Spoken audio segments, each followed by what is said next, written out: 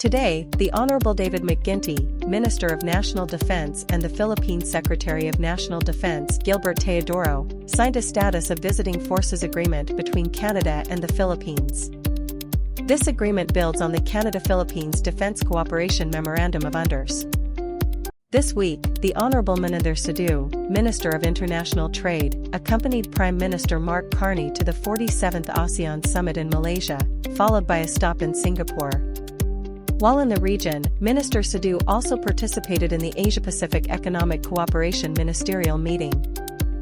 The Correctional Service of Canada and Ochichuk KOCP Healing Lodge are conducting an investigation into the circumstances surrounding the incident. Ensuring the safety and security of its correctional institutions, staff, and the public remains the highest priority of the Correctional Service. Check against delivery. Hello everyone, ladies and gentlemen, thank you for joining me here today. I want to thank Candice Lang, President and CEO of the Canada Chamber of Commerce, for hosting us today. I just saw her during my recent mission to London. We should try to coordinate our flights going.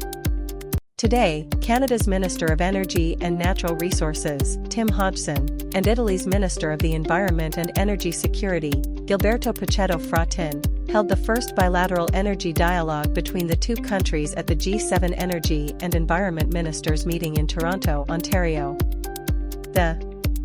Today, Canada's Minister of Energy and Natural Resources, Tim Hodgson, met with Japan's State Minister of Economy, Trade, and Industry Yamada Kenji at the G7 Energy and Environment Ministers meeting in Toronto, Ontario.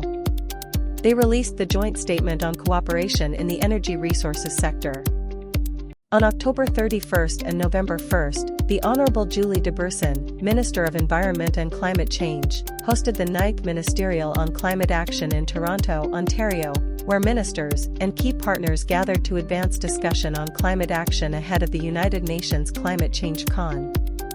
In a rapidly changing and uncertain world, Canada's new government is focused on what we can control. We are protecting our communities and our country. We are building our economy with major projects and millions more homes. We are empowering Canadians with lower costs and new opportunities to help. The Honourable Stephen Guilbeault, Minister of Canadian Identity and Culture and Minister responsible for official languages, made the following statement: "Today marks the beginning of Lebanese Heritage Month. On this occasion, we honour the remarkable contributions of Lebanese communities across OU." The Honourable Stephen Guilbeault, Minister of Canadian Identity and Culture and Minister responsible for official languages, made the following statement: "Today marks the beginning of Hindu Heritage Month. Throughout November, we honour the invaluable contributions of Hindu communities across the sea.